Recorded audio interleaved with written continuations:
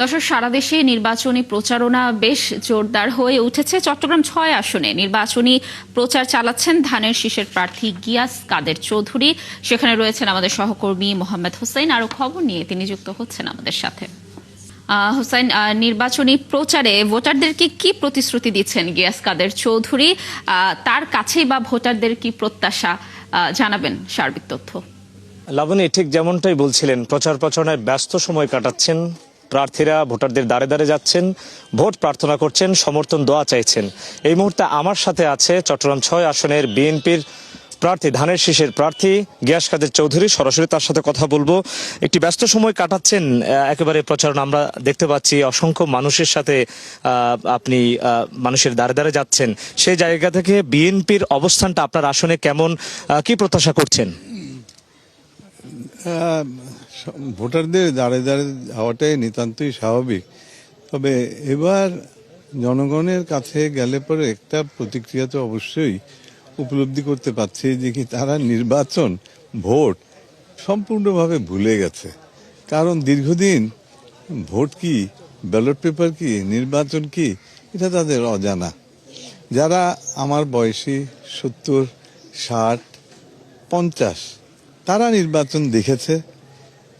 তার নিচে 40-এর ঘরে যারা আছে তারা কিন্তু নির্বাচনী আমেজটা জানে না এবং উপলব্ধি করেনি। আপনার এই আসনে আপনার অবস্থানটা, ধানের শীষের অবস্থানটা একটু জানতে চাইবো। আপনি কি প্রত্যাশা করছেন? এটা তো যে এটা হলো 12 তারিখ হলো নির্বাচনের দিন, তো সেদিনই এই এলাকার জনগণ তাদের মতামত প্রকাশ করবে। তবে আমার ধারণা, আমি যেটা আভাস পাচ্ছি, রাউজানে খুব সম্ভবত একতরফা নির্বাচন হওয়ার ইঙ্গিত বহন করে। যারা আজকে নির্বাচন করছে তাদের সমাজে আমি তাদেরকে সমালোচনা মোটেই করব না। তারা একদমই নতুন এবং তারা আদৌ সমাজে, দেশে কোনো অবদান রেখেছে কিনা আমার মনে হয় সন্দেহ আছে। তো আমি ধানের শীষের প্রার্থী হিসেবে আমি হলাম দাবিদার। তাদের সুখে দুঃখে আমি 17 বছর দেশান্তর থাকাকালীনও আমি আমার এলাকার লোকজনের সঙ্গে সম্পর্ক রেখে গিয়েছিলাম। আমি তাদের থেকে কোনো সময় বিচ্ছিন্ন ছিলাম না।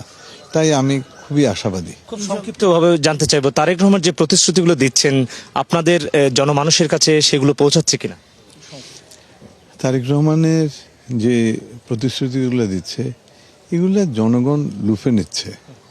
তাই আমি মনে করি যে কি আমাদের আল্লাহ যদি করে যে কি 2 বছর ক্ষমতায় থাকার পরেই আপনার বোঝা যাবে।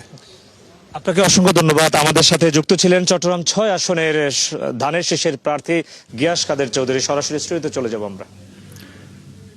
ধন্যবাদ মোহাম্মদ হোসেন আমাদের সাথে যুক্ত থাকার জন্য। দর্শক, চট্টগ্রাম ৬ আসনে নির্বাচনী প্রচারে তথ্য জানাচ্ছিলেন আমাদের সহকর্মী।